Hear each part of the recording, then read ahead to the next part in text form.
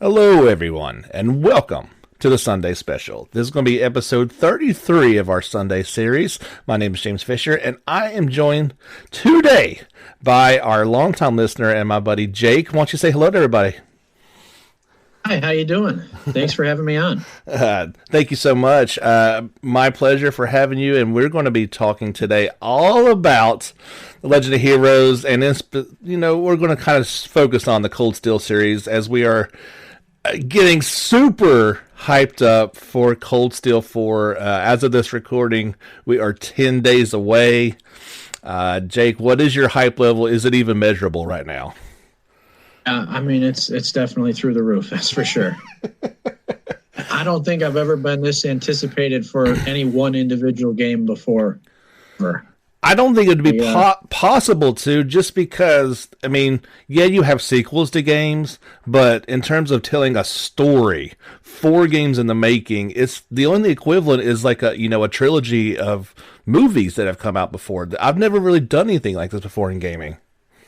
Yeah, you don't see this kind of stuff. To get a series that goes this long, that's encompassing so many games.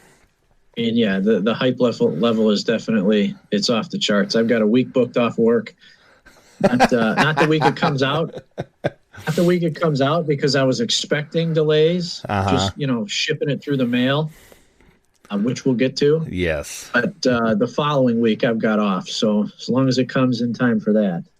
So you've taken the Japanese route of taking vacation when a major game comes out.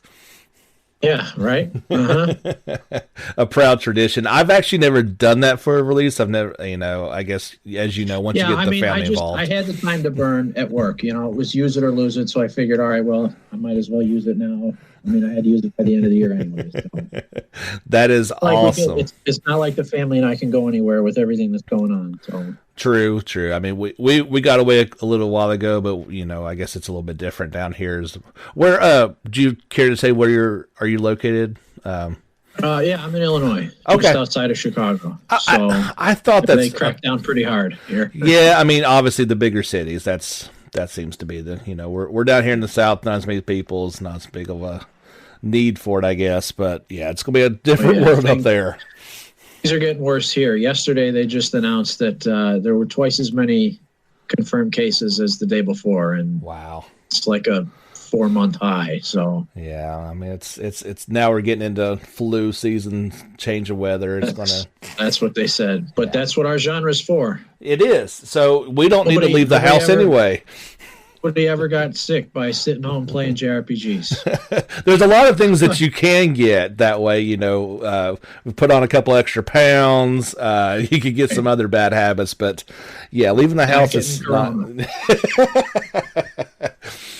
Yeah, we don't have to worry about so many things. It is a solitary endeavor, and that's what the backlog is for. That is exactly what it's for. I know I've cleared out a few of them during this time, and I'm sure you guys have. Absolutely. So what? You don't have to tell your age or anything like that, but this is a lifelong passion for you as well. JRPGs. Kind of talk about what got you into it, if you don't care. Yeah, I'm 32, so I think I'm a little bit younger than you. Yeah, I'll be 40 next year. So yeah. I wanted to note that because one of the things that got me into JRPGs was the Pokemon series, which I know you said you're not a big fan of. They're not a big fan as being generous with it. So yeah, that's okay. And I think part of the reason for that is when it came out, I was a young kid, whereas you were a little bit older. Exactly. I think the way we viewed it kind of really shaped the way you felt about it. It was the same thing like we were talking about Chrono Trigger. Mm-hmm. Yep. Everybody said it's one of the greatest games of all time. I just played it through to the end for the first time like a year or two ago. Oh wow. It's a solid game, don't get me wrong, but when you look at it just from a 30,000 foot view, it seems pretty basic. Well, yeah. The story's great, the characters are great, but like the complexities and all that. It's just fight, you level up, you gain some skills, you fight some more. It's not as much customization as you see, even like in its sequel, right? Or in the Trails games, Mm-hmm. So that was one of the Pokemon series was big when I was younger. I think even before that, one of the first things I can remember getting was for Christmas was Star Ocean 2, Oh, cool. which is why that is at the, that's the top of my list, at the top of the list, along with some others, of course. I mean, I really hope we get a port to the Switch like we did with the first one. I can't imagine That it's not. game. It's got to be coming. I'm surprised that we haven't gotten it already. I mean, it shouldn't be that difficult to do. It's the first game that was ported is it's just basically the PSP version, which I have and I've played, so I know that they're the same. And it's just porting it, just like the second game on the PSP from one system to another. So I'm surprised. It's been over a year now, and we haven't even heard anything. It is a bit surprising, and I like I said, I can't imagine it's not at least on somebody's list of, things to do. It can't take that long. You're right. But that's funny that you mentioned that. That it's totally how old you were when these games came out, what you were into. Yeah, by the time Pokemon comes out, I'm almost a teenager, and it's like, yeah, that game's for kids. Hence why you probably liked it so much, because you were, 7 years younger. That's exactly right. I play Chrono Trigger when I'm 14. It hits me at just the right time. You played it when you're, playing it at 14 or playing it at 30, it's going to be a completely different experience. Absolutely. It brings back that nostalgia feeling.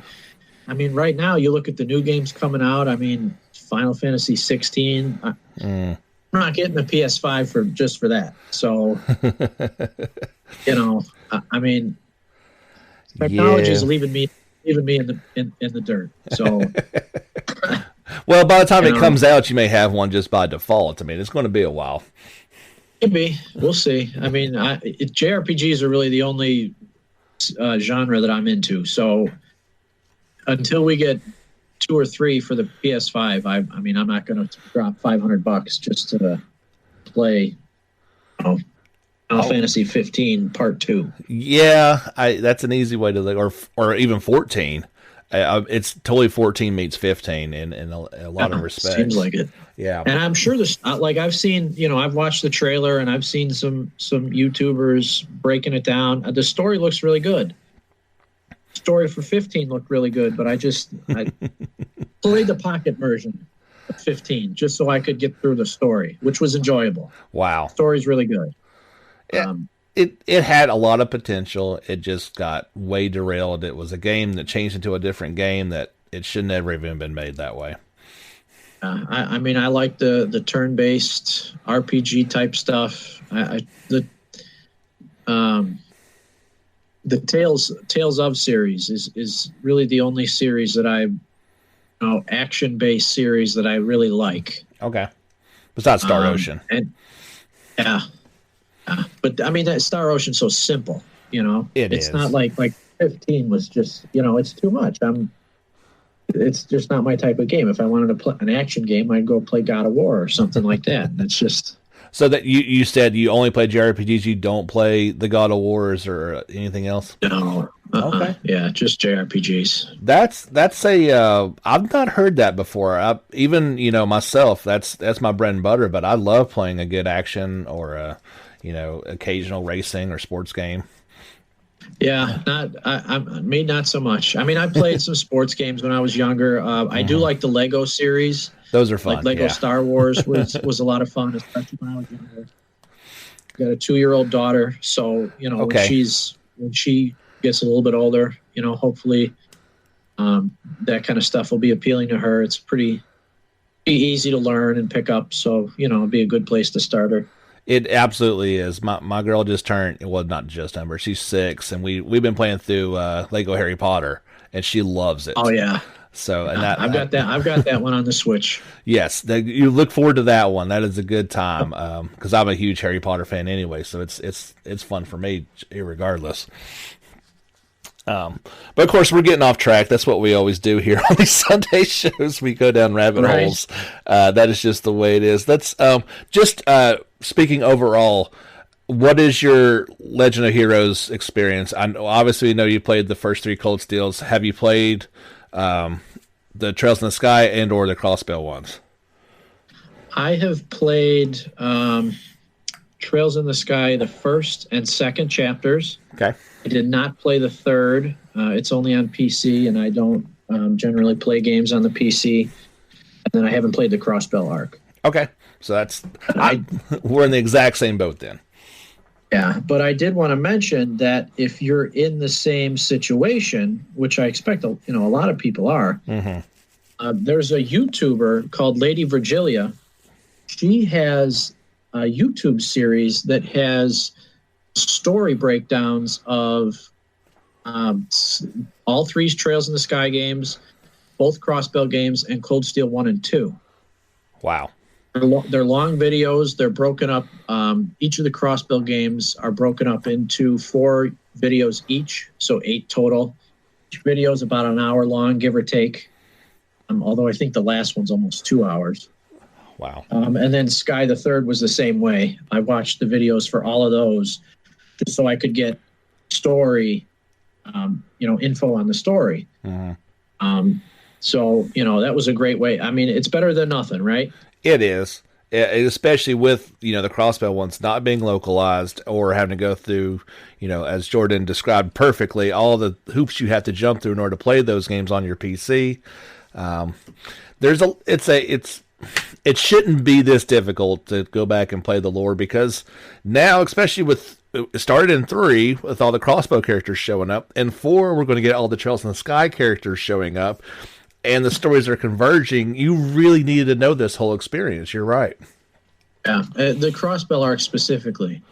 Sky the Third, I mean, from what I understand, what actually happens in the game as far as world progression is not as significant as the other games. No. There's so much background lore that you get out of playing that game that most of us are going to miss out on if we don't have a chance to play it. One of the things that I found just by looking around online, do you remember Bracer Annalise? Of course. From the Sky series? One of my favorite characters, Estelle's rival, quote unquote, right?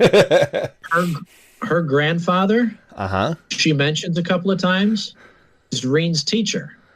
Oh, his Master whatever. Master Yoon. Yeah, really. Master Yoon Kafai. Yeah, she's a disciple of the Eight Leaves Blade School, and that's her grandfather. That is beyond interesting. Yeah, that's never fully. I mean, obviously you could, if you played them all, you'd probably figure that out. But that's awesome. I'm hoping we run into him. I'm hoping we run into him finally in part 4. That'd be cool. Yeah, I kind of doubt it.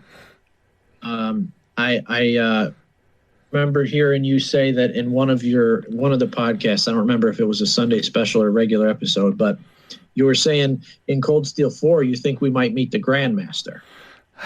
Doubt it. Now that I think about it now, it is kind of a doubted situation too. There's so many parts of the Society of Ouroboros that we don't know. There's like 8 enforcers that we've never even met. Yeah, it's crazy. I mean, and I know we're going to talk about other parts of the series later on, so I'll leave the rest for that. But okay. I think a lot of it is going to be for other arcs. Yeah, I mean, it's what it kind of seems like. 'Cause I was surprised as I played through Sky how many of the Ouroboros that I was like, I figured it would be characters I've already been introduced to in Cold Steel. No, they're completely different. And like I said, we've not even met a couple of them. We've got all the Anguists they're going to. But yeah, we'll get into that a little bit more. In case we didn't mention this already, the first half we're going to be talking more general. We'll take a break, and then the second half will be spoiler filled potentially. So we're doing our best here, but it's going to be kind of hard not to get into too many things. Let's go to Cold Steel, though, and that's where I really want to focus, because we got part 4 coming up. You just played back through part 3 again, is that right?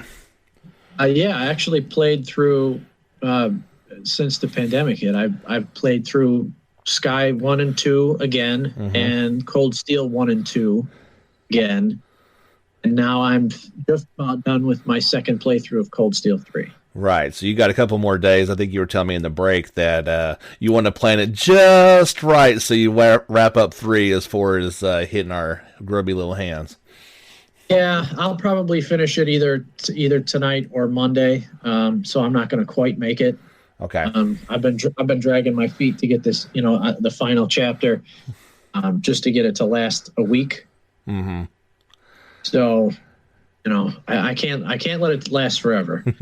But But you're doing a good job of it. So you've played it through twice now. Obviously, the second time through is a little bit faster because you're not needing to, you know where you're going, all that good stuff. Would you agree with me that Cold Steel 3 is the greatest Legend of Heroes game so far?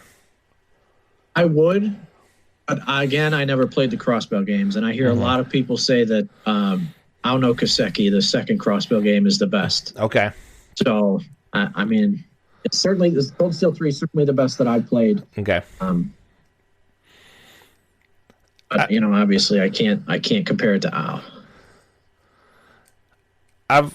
With speaking with Jordan, I get the impression that he liked the Crossbell ones better than Trails in the Sky even, and I thought those were amazing. So I can only imagine how good they really are. But I just feel like especially when you talk about graphics wise and gameplay wise, they just got everything so right with 3. And obviously at the time they couldn't do much about the graphics, but they've made some pretty big leaps just in the Cold Steel games alone. Yeah, I mean, and you can definitely tell the difference between Cold Steel 1 and 2 and Cold Steel 3. Oh, yeah. I mean, playing Cold Steel 1 and 2, I've played them on the Vita and I've played them on PS4, and, they look pretty much the same. Cold Steel 3 is worlds better. Yes. Yeah, you can tell. I mean, that's just a fraction of the time. Yeah, I mean, they did what they could. I mean, yeah, the first 2 Cold Steel almost feel more like Vita games even than PS3 games. They're nothing pretty. They did a really decent job with up-resing at the PS4, but yeah, you see that huge leap with 3, and I don't think there's that. I think Part 4 is going to be pretty much like 3. I don't think we're going to get any terms of big leap in this one, though. Yeah, they had some gameplay footage that they released on one of their Twitch live streams, I think, and I didn't want to watch too much of it, but the graphics look pretty similar to 3, which is a good thing. Yeah, no, I'm completely fine with that. I'm not expecting anything. I just want to finish this story and see how how it all really wraps up. I'm curious. We'll go back to Sky for just 1 second. Did you like Sky first chapter or second chapter better? Second chapter for sure. Okay. Absolutely. I mean, the first chapter was great. Don't get me wrong, but it focuses so much on building up the characters, which I really enjoy. The second chapter just starts throwing in all the antagonists, and things are happening so quickly. I mean, it's just so much more action in the second one. It is from a story standpoint. I felt like they were very similar to Cold Steel 1 and 2 in a lot of ways. Obviously completely different, but like they kind of followed the same formula to a certain extent. And I think the Crossbell games did that too. Okay. From the videos that I watched on the Crossbell series, first one, Zero no Kaseki, spends most of it just building up Crossbell, building up the characters, getting you invested in it. And it ends on a cliffhanger, just like Sky, the first chapter, and Cold Steel 1 and Cold Steel 3. And then the even-numbered game is all action all the time, and you get your story resolutions. Yeah, it seems to be kind of the way that they're going. Which is the formula is working great. I mean, I was expecting a huge cliffhanger at the end of Cold Steel 3. That's exactly what we got. Knew I was going to have to wait at least a year for Cold Steel 4. And, it's not like when I played Sky, the first chapter. There was a huge cliffhanger, and I'm like, oh, my God, this is it? Yes. I didn't know anything about the series. I knew there was a sequel, and it took forever to get localized. It took like 4 or 5 years after the first one got localized. Oh. That cliffhanger was brutal. Yes. No, but that seems to be the formula that they have, and it's working pretty well. So I'm glad we're going to get a resolution in Cold Steel 4. I don't know much about Hajimari. It seems to be its own standalone arc. Yes. So I don't think we'll get a huge cliffhanger at the end of that one. I think that's more just It's its own game. It tells its own story. That which of course I believe has a lot of characters we already know in it. Yes. I mean, I've been avoiding Hajimari like the plague because it's going to spoil everything for Cold Steel 4, and I don't want to see that. Yeah, that has been so tough to cover it at all. Has been, there's no way not spoiling certain things. But yeah, you are correct. It's on its own. It kind of you're definitely falling on the sword for the rest of us by reporting that stuff and taking in the spoilers that you have. I appreciate it. I don't mind doing it, but yeah, it's kind of stunk a little bit. If we could have played 4 already, it wouldn't have mattered. But they just in Us America just takes so long getting this thing over here. I mean, I think that a year from Cold Steel 3 to Cold Steel 4 is actually pretty good. Yeah. The game's been out in Japan for 2 years. Yeah. And we've gotten another game released after it. I mean, if we would have been able to play Cold Steel 4 on August 1st, yes, we could look up anything we wanted for Hajimari because that didn't come out till the end of August. That's now all. When we get done with Cold Steel 4, mm-hmm. you can't look up anything for Hajimari because the game will have been beaten and anything we look up is going to be a spoiler. So I mean, I don't think that's asking too much. Now, obviously, this game has so much dialogue. It's got so many voice acted lines, so you kind of understand a little bit. But yeah, 2 years is pushing it. I mean, look at their. I get it. But just, look I at wish their. They would. Go ahead. I wish they would.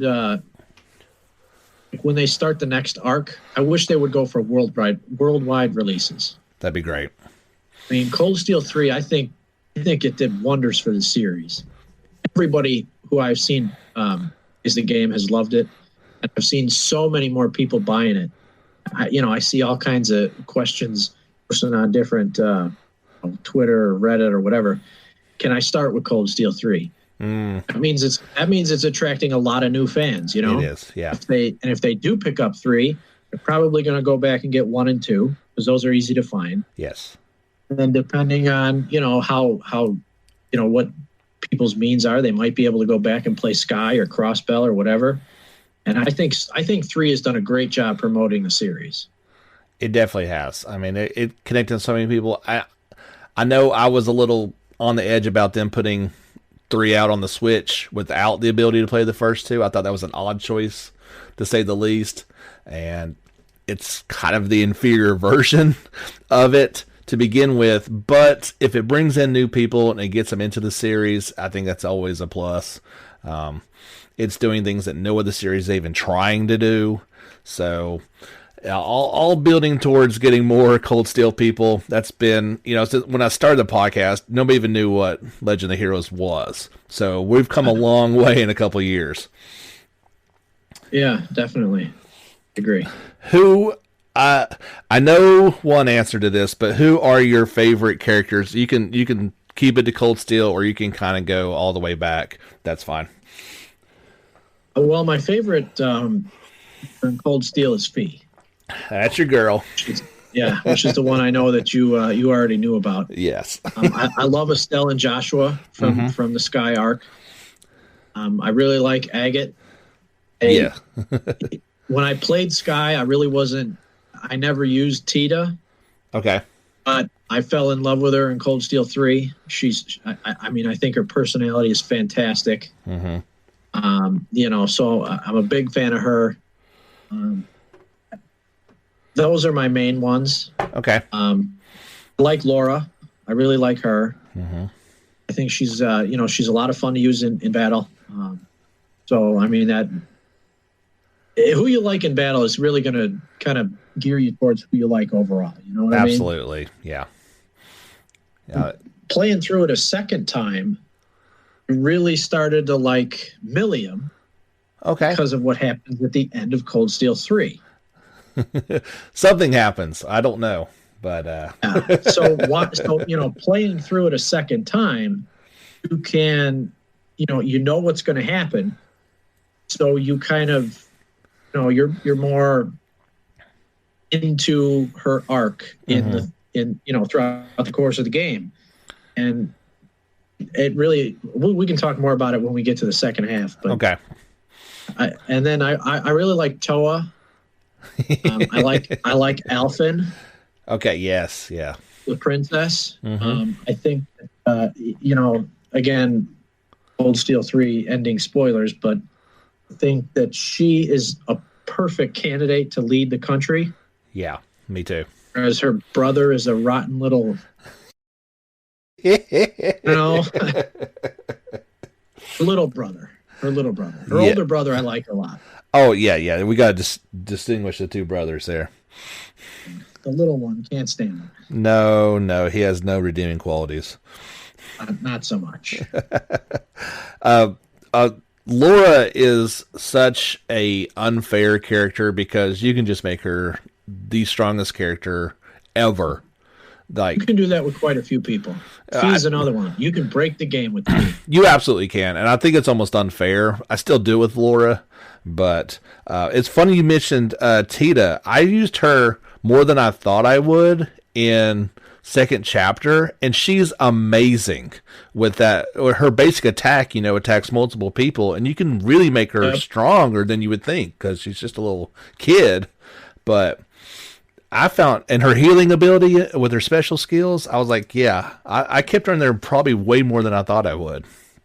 Yeah, I played both times I played second chapter. It was right after I played first chapter. Mm-hmm. And by the time you get her in first chapter, she's one of the last ones to add to the roster. So you already know the ins and outs of the game. Yeah. She just felt underpowered in the first one. Yeah. And when you finally get the entire group and you can pick your party, she always got left out. I didn't use her. I just didn't like her. I think I stuck with Oliver and Agate. Yeah. And Estelle and Joshua. And then when I played second chapter, I think I stuck with the same party. So. Okay. Yeah, I mean, you still got to have, your tank. You still got to have your healer, magic person. The same formula goes. There's a couple differences, and I thought they did a much better job in second chapter of being able to really make whatever character you wanted out of them. Because I used Charizard a lot as a magic, just heavy magic person. Yep. But she could also go just as strong too. Yeah, absolutely. And that's another one of the reasons that I like Fee. I think she's very similar to Joshua's build. Yes. I really like the way Joshua played in first chapter, especially because in second chapter you don't get him till. Spoiler alert. Yeah. In first chapter, he's got a lot of similar abilities to the way Fee plays. Uh-huh. So when I played Cold Steel 1 for the first time, and I see a lot of the special skills that Fee has, and the orbment slots that she has, or there's time and wind you're locked to, and those really set up towards the same build that Joshua had. So I think that's another one of the reasons why I liked her even before we started to really know who she was. Oh yeah, their background is similar. Yeah. When they started to develop her character arc, I thought her character arc was fantastic. She becomes a bracer. She's got a direct relation to one of the major antagonists, or who we assume is an antagonist. You never really know. I'm not really sure what his deal is. Yeah. I think she's got one of the better character arcs out of the original Class 7. Only thing I don't like about Fee, by the time you get to part 3, she pretty much is sporting a mullet. I could do without that.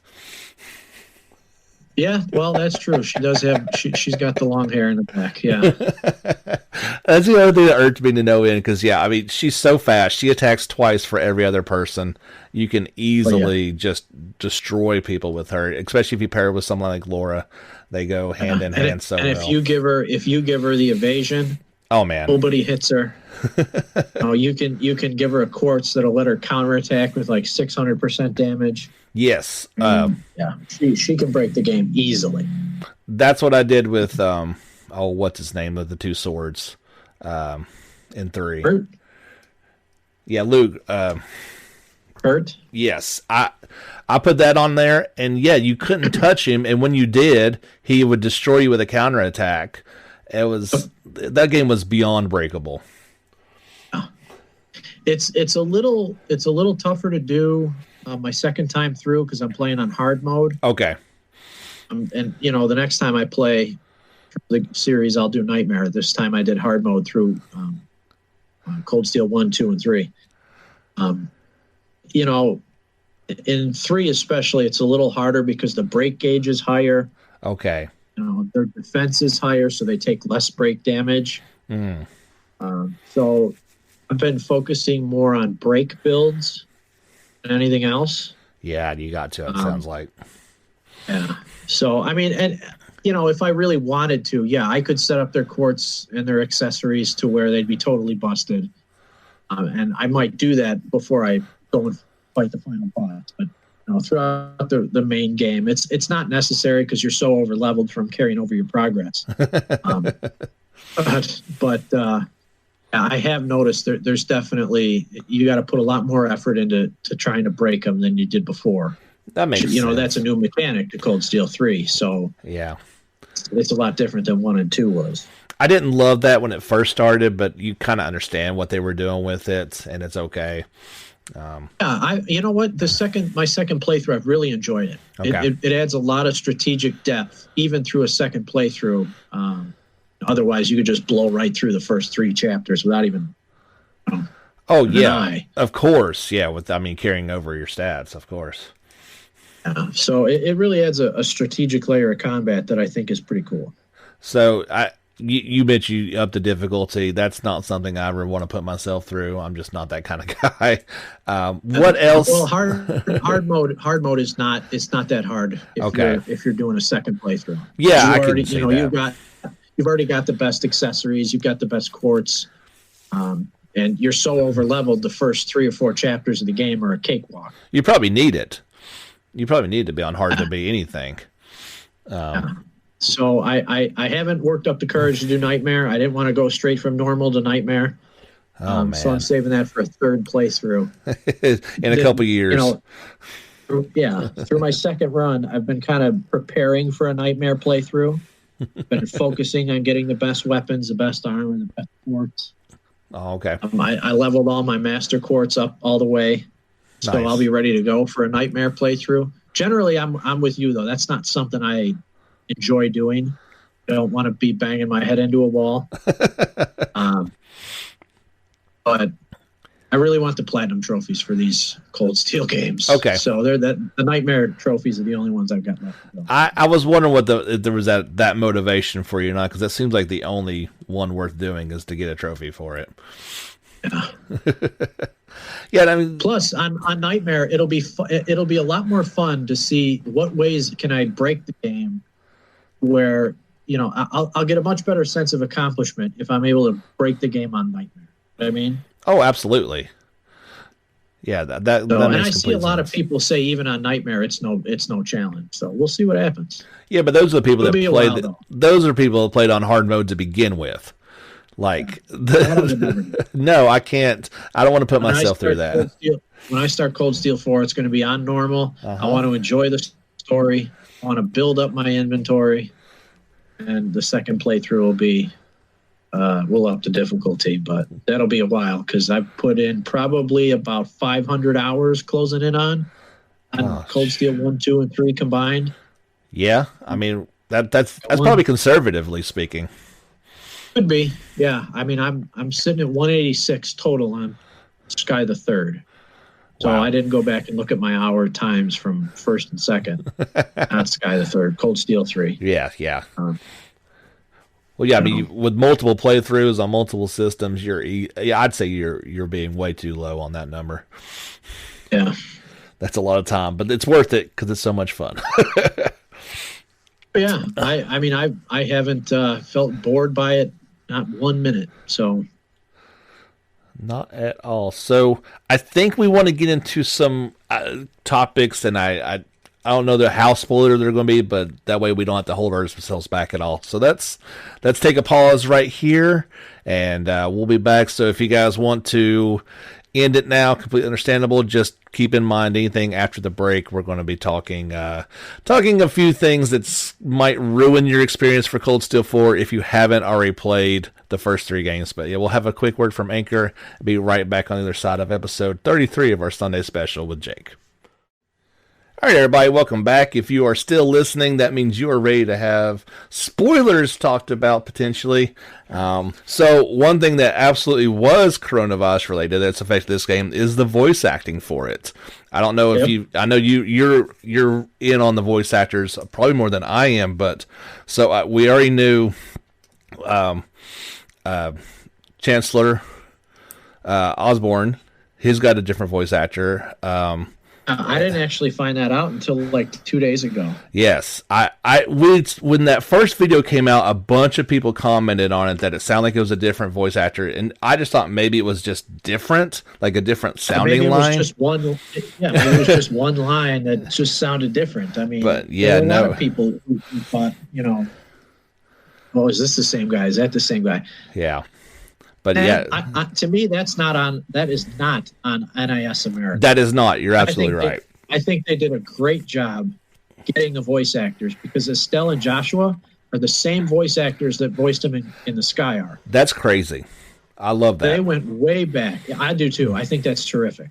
Yeah. So it's not like NIS said, "Oh, we don't want to go through the problem of getting these people." They went through the problems of getting as many as they could. Yeah.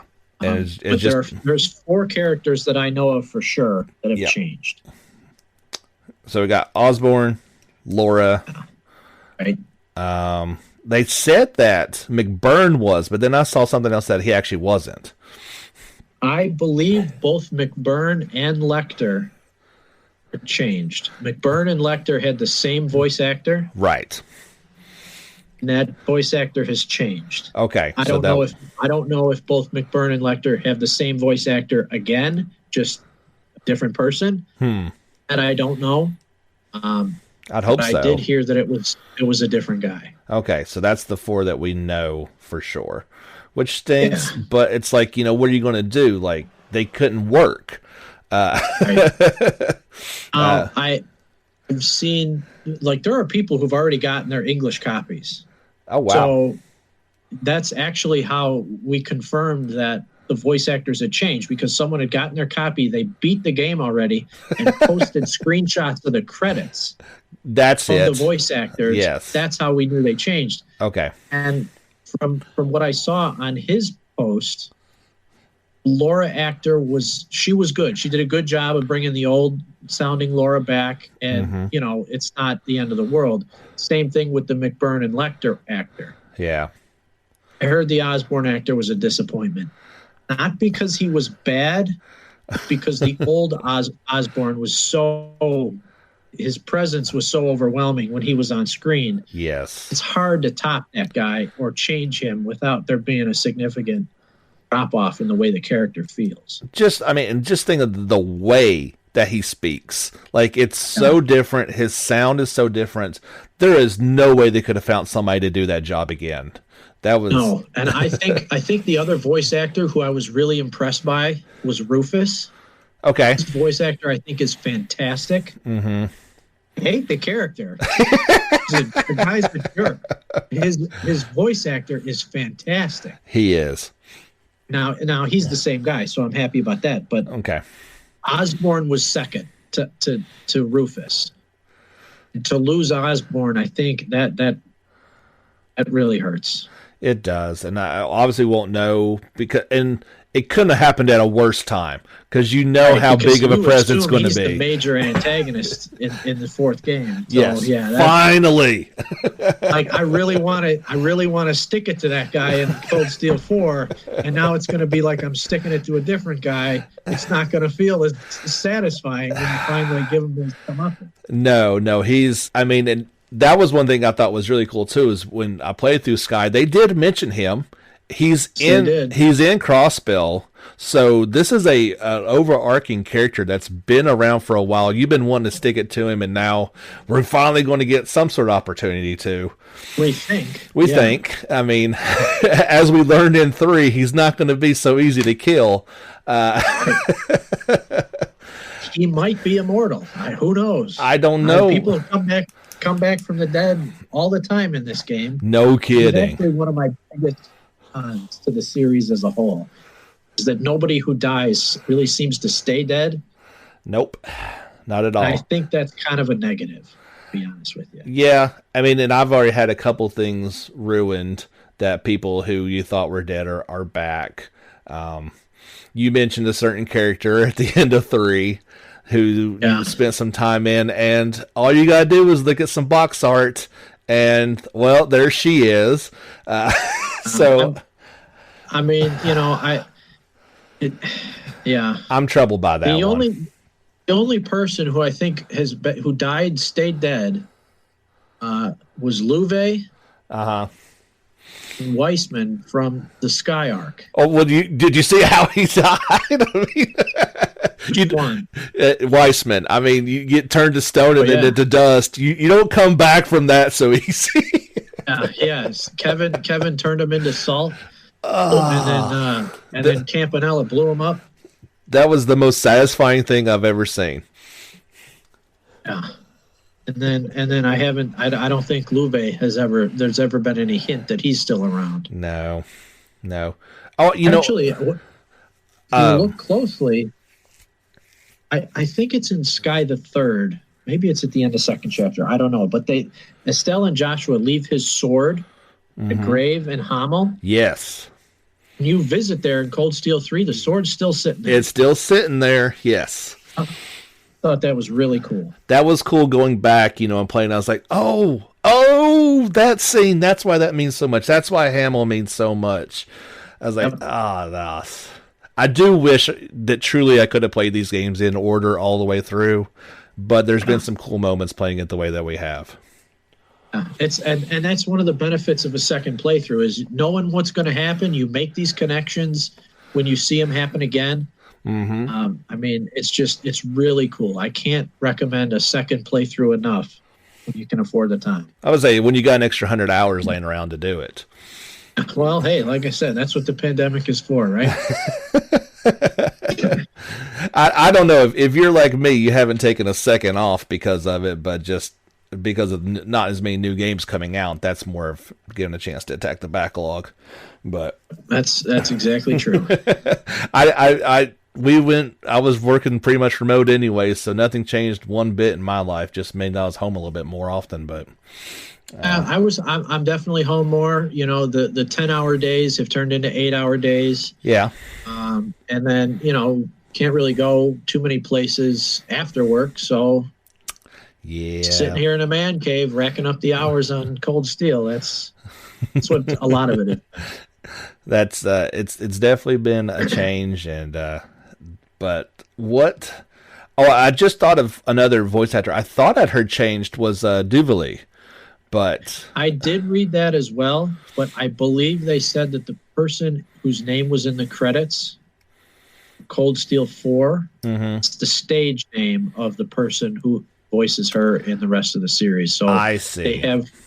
They have said she's the same person. Good, because that's one of my favorite bad guys. So I'd be sad if they changed her. I can't stand her.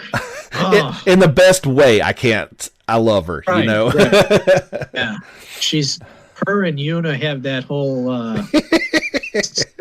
Estelle and Annalise rivalry going on. Absolutely, yes. That. I'm looking forward to finally sticking it pretty, because you fight these guys from Ouroboros at least 2 or 3 times each game. They keep popping up. You can never really defeat them. Maybe finally we'll start getting some bad guys knocked off. I don't know.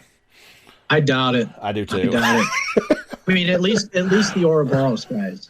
I mean, we might get, some of the bad guys who are centered to Erebonia. Yeah. Because that arc is ending. The Ouroboros, they're way beyond the Erebonia arc. They're everything, They're going to be the central antagonist for the entire series for however long it goes on. You won't see them go quickly. No, they're not going anywhere. And I mean, like I said, we've not even seen a couple of them, but yeah, they'll be in Hajimari, and they'll be in the next game, the next everything. They're not going anywheres. Which I love, because I find I think Society of Ouroboros is the most intriguing antagonist I've ever had in any game. By far. Yeah. Like, it's not even, I don't even know what to compare it to. I mean, if you want to say something like Organization 13 in Kingdom Hearts, where it's, That's another good one. Yeah, that's another good one. Luckily, not all their aims start with X, so you don't get confused. But at least they have, names I can remember. But yeah, each one's so different and so despicable in their own way. But then they do something weird and like do a good deed for 1 minute, or like Blue Blanc. I mean, can you really hate the guy? He's bad, but he's not that bad. And, I don't find his character particularly all that interesting. I think he's more annoying than anything. Oh, absolutely. But then you've got 2 enforcers, Joshua and Ren. Yep, are on your team. Yeah. So that's saying something. Yeah, that was I love that Ren whole arc in this guy. That was pretty cool. So you said you did not play Sky the Third, right? I didn't. So in theory, I don't know why she actually did finally become a good guy. That they adopted her, because it says in the credits, that she's Ren Bright now. So yeah, her background is explained more in Sky the Third. Okay, is so tragic and so dark. Really is worth watching, seeing, looking up YouTube videos. If you're not going to play the game, especially before Cold Steel 4, finding out her background is it's a huge payoff. I mean, her background is so tragic, it's heartbreaking. They kind of hint at it a little bit in the second chapter, but to know the full story and then what happens, that would probably be one of the few things I'd want to truly know without playing it, because I don't have time. But her backstory is it's tragic, it's heartbreaking, it's very dark. It's not kid friendly, that's for sure. No, I mean, most of their paths are not kid friendly at all, so that doesn't surprise me. To see her as a little girl, it's tough, especially when you have a daughter. Yeah, that's the thing that's going to be tough for me. That I don't know. We'll see. We'll see. So, okay, what besides finally sticking it to Osborn, what are you looking forward to the most in 4? Obviously, it's concluding the series and everything like that. Yeah, so I'm really looking forward to seeing Estelle and Joshua again. Yes. I missed them a lot. I like I said, I haven't played Crossbell.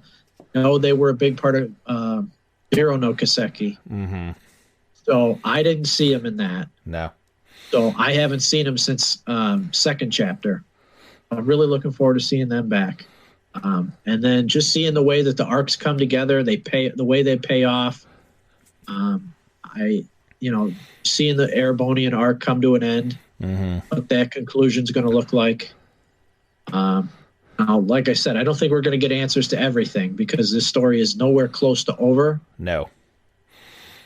One of the things I'm really looking forward to that I think we will finally get an answer for is Reen's ogre power. Uh-huh. Where does that come from? What is it? What is it? Yeah. Unless there were a lot of hints in Cold Steel 2 and 3 that his power is very similar to McBurn's. Very much. Well, he even says it, that they're similar. Yeah. Yeah. So I don't think it comes from whatever Osborn did with his heart to save Reen's life when he was a kid. I don't think that's what it is. You think it was in him already? I don't know. Yeah. I had no idea. I don't know. Would McBurn have been the person who was born with it? Who knows? No clue. Yeah, no idea. I'm really looking forward to seeing that. There's so much. I've heard Cold Steel 4 has been described as the Avengers Endgame of the Trail series. It seems that way. So, I mean, I can't wait. I don't know. I don't, from what I understand, is like you're not going to get all 3 arcs and be able to like choose a party from them. I think they do kind of stay separate to a certain extent.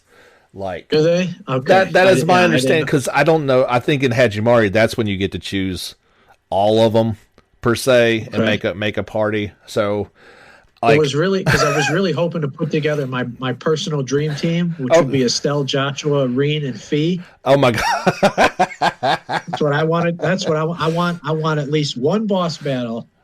I can go in and wreck it with that team. That would be crazy. I'm hoping we get something like that. I don't know. I don't. See. Well, I mean, since we're talking spoilers, how long is it going to be till we can play as Rain? Yeah, that's a good question. If you watch the trailers, Class 7 is fighting against Reen. Yes. At some point in the game. Yeah. Hopefully it's towards the beginning because I really wouldn't care to spend the first half of the game looking for him. Yeah. I mean, you're going to have to a certain extent, but yeah. Personally, I'm hoping that's the prologue. Okay, that would make sense. If you look at the timeline, Cold Steel 3 lasts about 3 months. Uh-huh. From the beginning of the game to the end of the game. Yeah. It's about 2 weeks between Cold Steel 3 and Cold Steel 4. Okay. So they're tracking it down. Yeah, I don't know. Maybe they've been unconscious for 2 weeks. Who knows? We have no idea. Well, however, the entirety of Cold Steel 4 lasts a month. Okay, that's interesting. So Cold Steel 3 ends in the middle of July, picks up the beginning of August, and ends either the end of August, beginning of September, something like that. Okay. So it's kind of similar to how Cold Steel 1 and 2 was. 1 spanned several months, and then 2 was a handful of weeks, something like that. So see, but I'm hoping that it's not, we're going to spend first half of the game looking for Reen. I hope if it's we not. Do, then I hope we get more characters in our party than just the original Class 7 and the new Class 7. Like, I'm hoping they throw some Estelle and Joshua.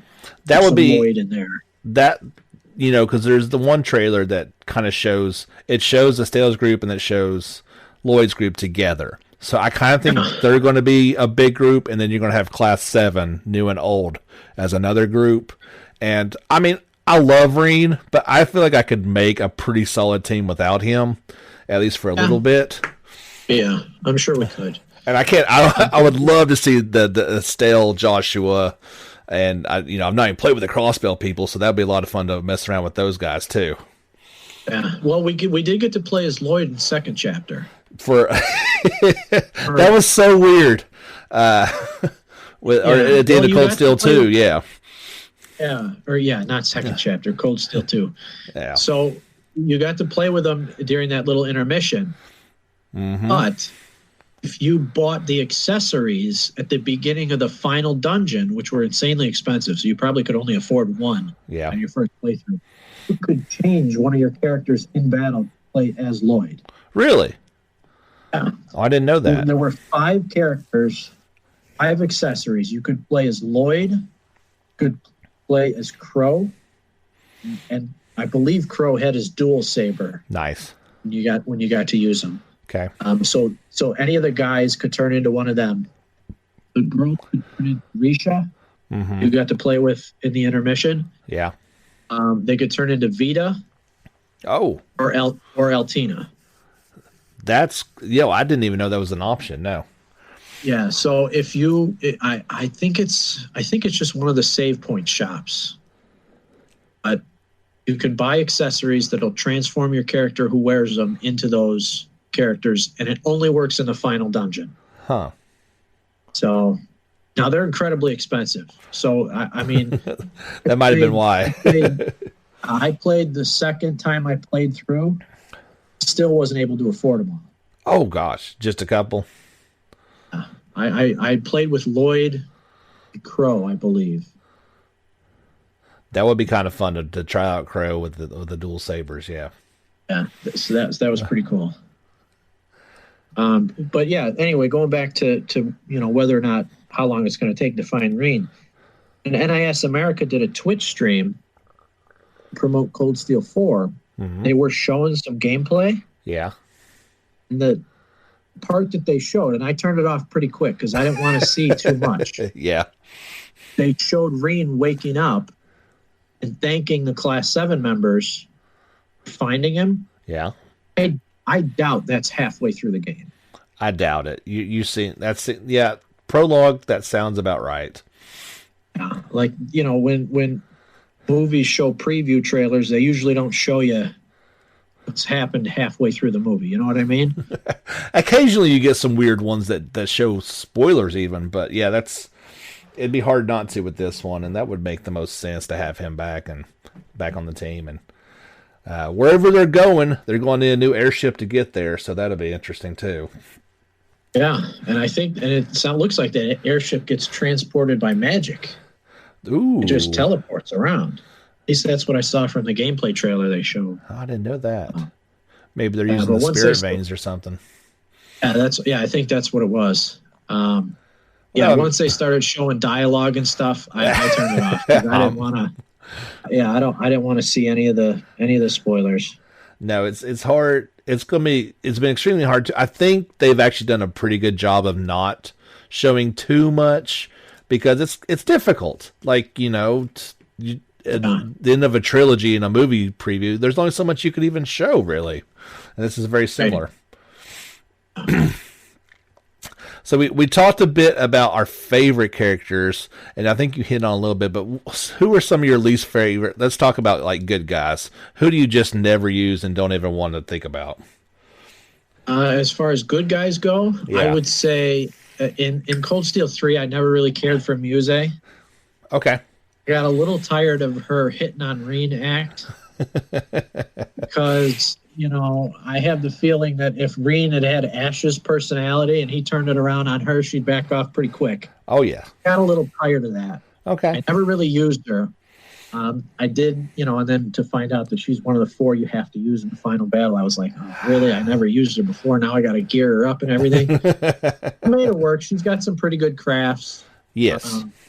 Her Brave Order is fantastic. It's you can totally break the game with her Brave Order. Yeah, that's why I used her a lot. But yeah, I'd never really used her up to that point. Okay. I love some of the other ones. Some of the other ones, the boring members of Class 7, that I didn't really like them in the first and second games. Didn't really change much in the third. Elliot, God bless him, not so much. His background is not very interesting. Yeah. I mean, yeah, his dad's a general in the war. That's about it. That's all you got to say about him. Akius was another one. Terrible. Yeah. A little more interesting than Elliot, but not by much. No. The first 2 games, Gaius's background was not very interesting. I never used him. Okay. Really picks up in the 3rd game. Oh, yeah, it completely changes. I think they did a really good job with him. And in Cold Steel 1, Emma's backstory there was no backstory. She was terrible. Well, yeah, they couldn't. Yeah. So I was totally fine with that after finding out who she is, and everything. And again, if you go back and play Cold Steel 1, you'll pick up on a couple of things here and there where there's definitely more to her. It's let some things slip from time to time. It's hard not to. Right. And you pick up on those more now that having played through the entire series, you kind of pick up on that stuff. So that's why a second playthrough was really a lot of fun. It's almost mandatory with these games that you should definitely try them out. So I loved Muse. I used her as my heavy magic person when I had to. She could just be as powerful as Emma would in terms of magic. So if you did it right, you can't use Machias. He's the worst. Elliot, with Machias, he's got a craft you can pop off at any time. Where Sarah's Brave Order. It brings everybody's turn right up front. Yes. Machias has a craft that does the same thing. Oh, okay. You can aim that craft wherever you want. So if your other party members are close enough, you can accelerate all their turns right up front. There's a definite game-breaking mechanic that you can use with that too. Wow. I didn't because I never really used them until that fight with the Iron Bloods. 'Cause at that point, Laura and Fee were already gone, so I'm like, all right, well, I got to bring this guy in, or him or Yeah. Elliot. Oh, good grief. So I found that craft when I was playing it, and I'm like, oh wow, that's really cool. So yeah, other than that, he was kind of boring. He's, he has the default healing abilities, but if you just take canon and put it on a different character, they're instantly the same person. So he's just useless. Now, if you couldn't change that, you might need him a little bit more. I think that's even more true in Cold Steel 3.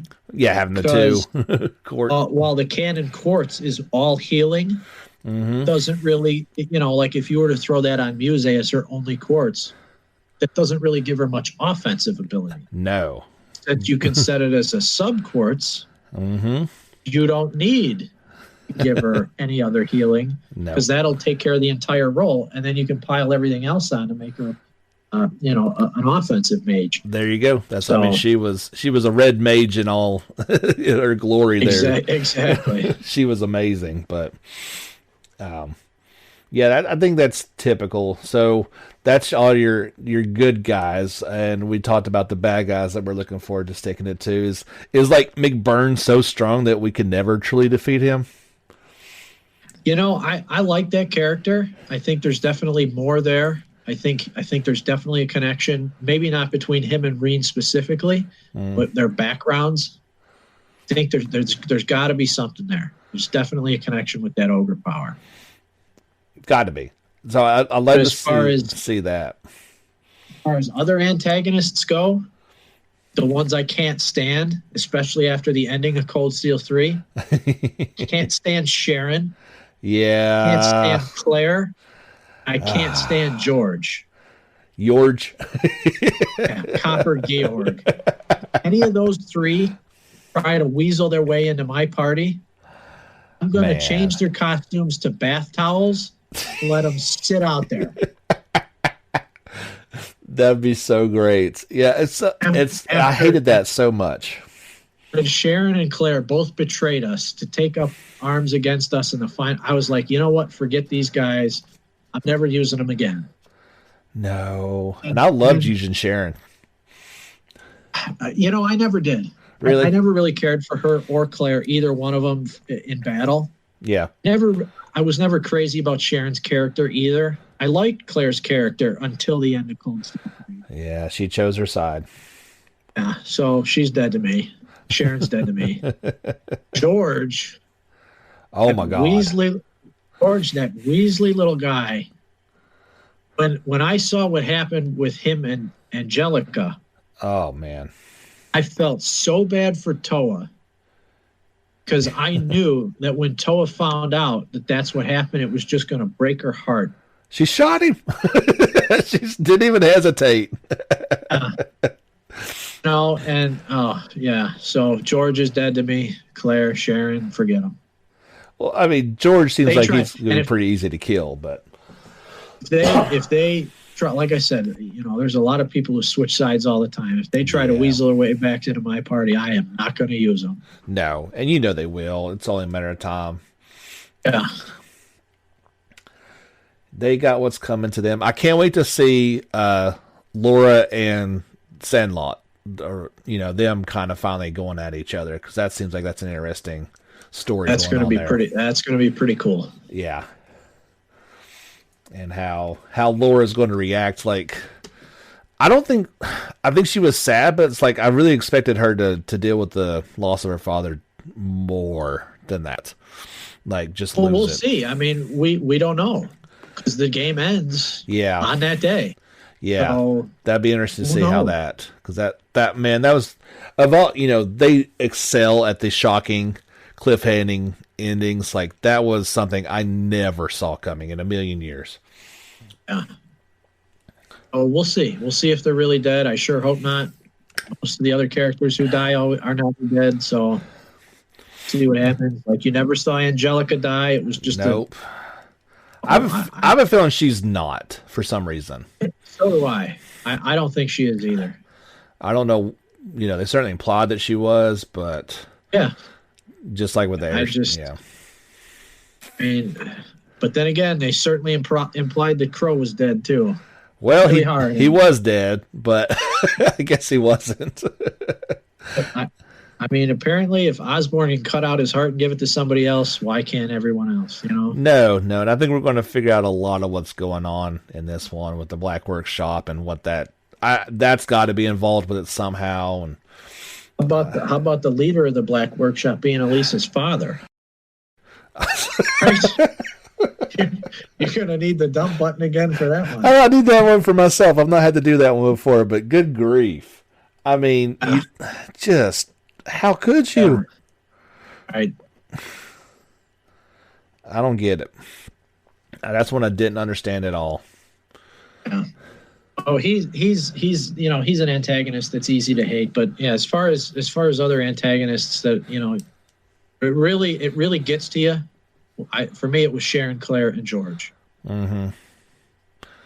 And you were talking about the arc with Laura and Aryan Road. Yeah. One of the ones that I'm interested in to see what happens is with Fee and her father. Yes, the Jaeger King.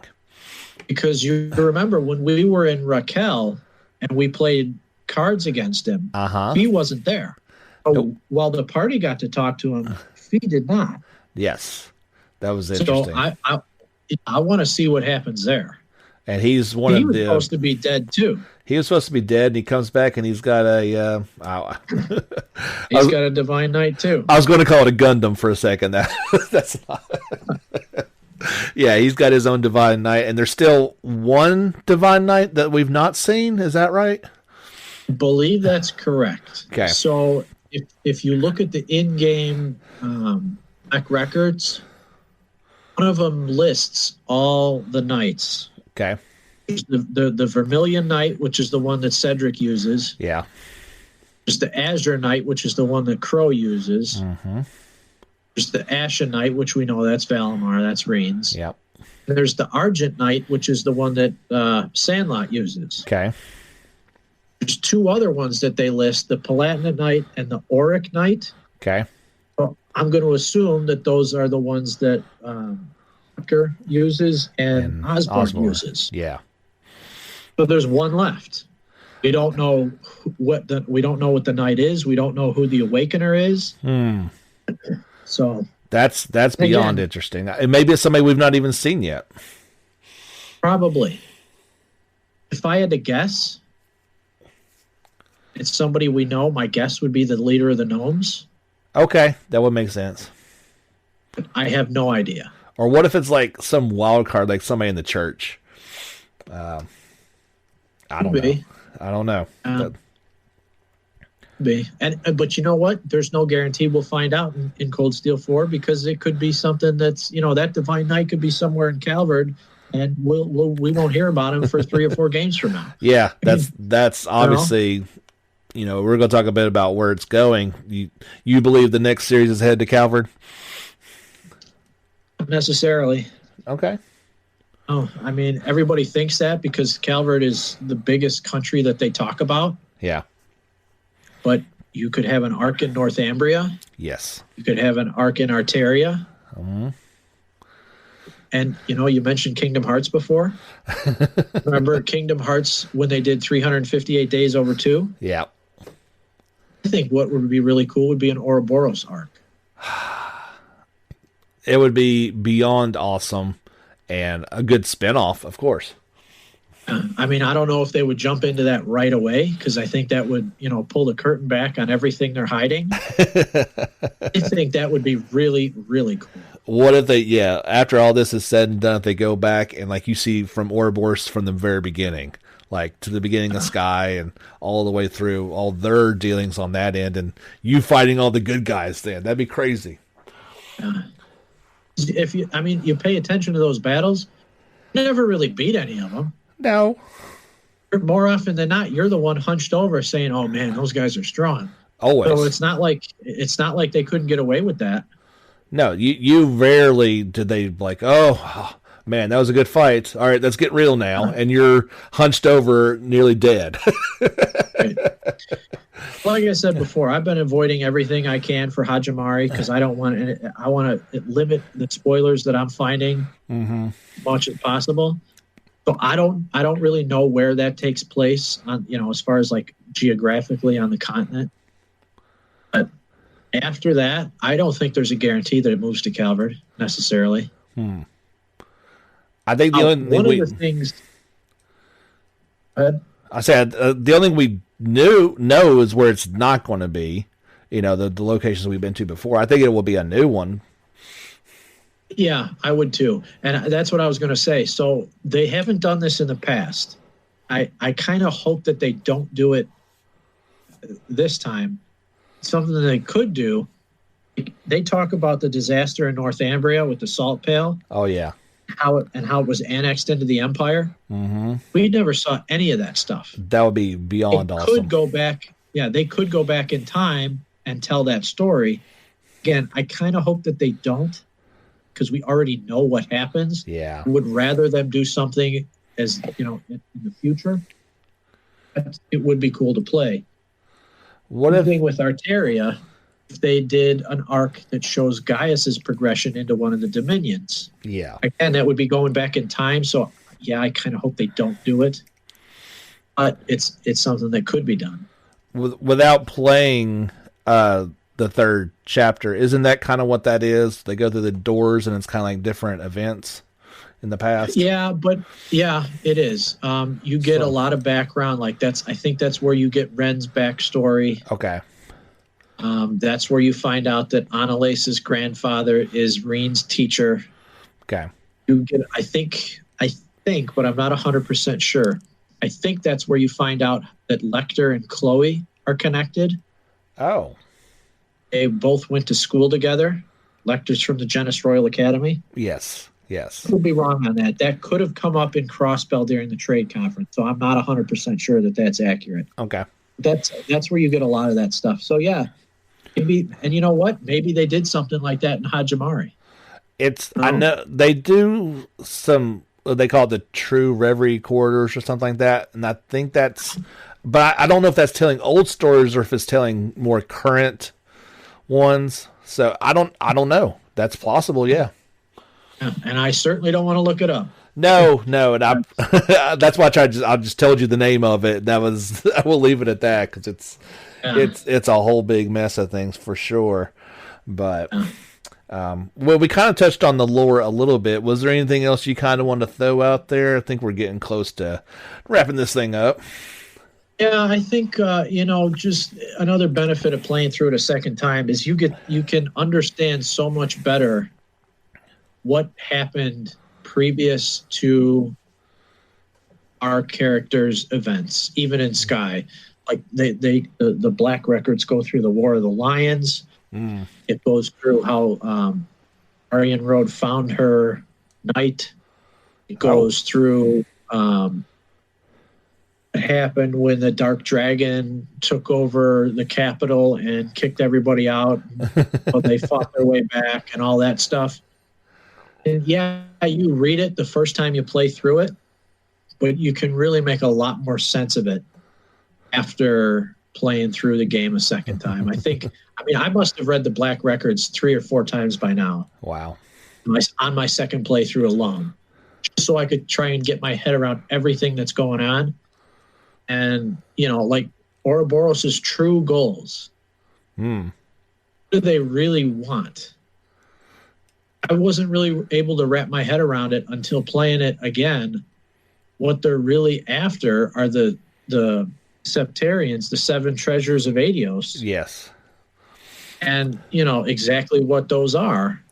And, there's 2 of them that are a pretty big deal in the Cold Steel arc. Yeah. But there was another one in Crossbell and another one in in Sky, yeah. The Sky arc.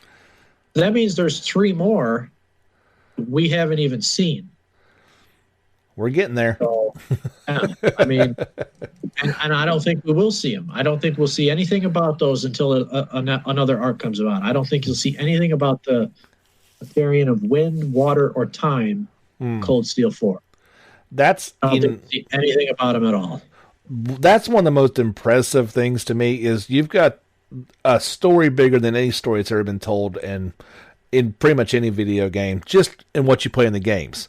And then you got the Black Records telling this history of the world that they live in. You could make another arc out of all of that. They have enough material to make 5 generations worth of games. Easy. And I mean, it's just, how long are they going to go telling this story? You know what I mean? As long as we keep buying them. Yeah. As long as they keep the formula. When you compared it earlier to Kingdom Hearts, that's actually a pretty good comparison because Kingdom Hearts takes place over so many games. Yeah. But I get the feeling with Kingdom Hearts, like, I want Kingdom Hearts to end. The story's getting too hard to understand. Yes. And when they didn't end it in 3, because I thought that they were going to, when they didn't end it at 3, I was disappointed. Me too. I don't feel that way at all with the Trails series. I can't even begin to try to understand Kingdom Hearts, and I don't want to. I just think it's convoluted and kind of silly. But with I thought Organization 13 was really cool.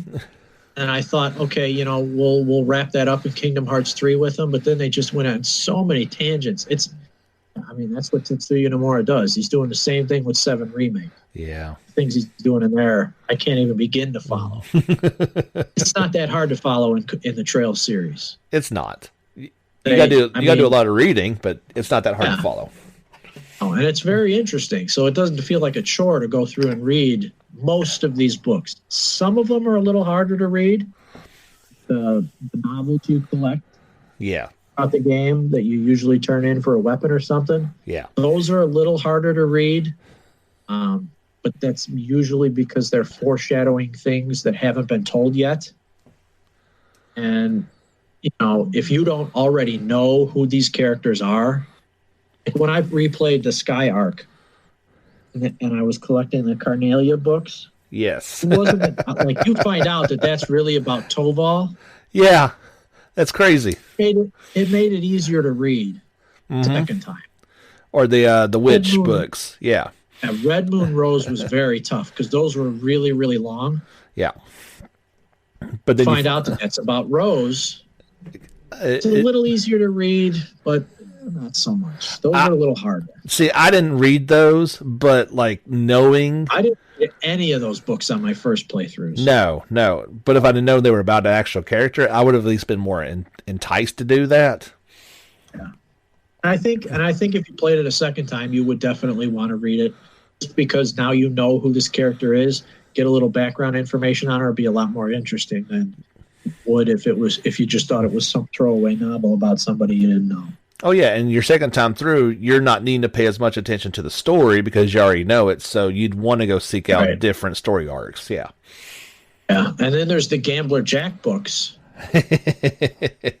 Those are definitely about somebody we don't know in Calvert. So we'll meet that guy eventually. Yeah, I mean, as far as I know, Zen is the only person that I know from Calvert. Yeah, Zen and Kilika. Kilika, that's right, and Walter.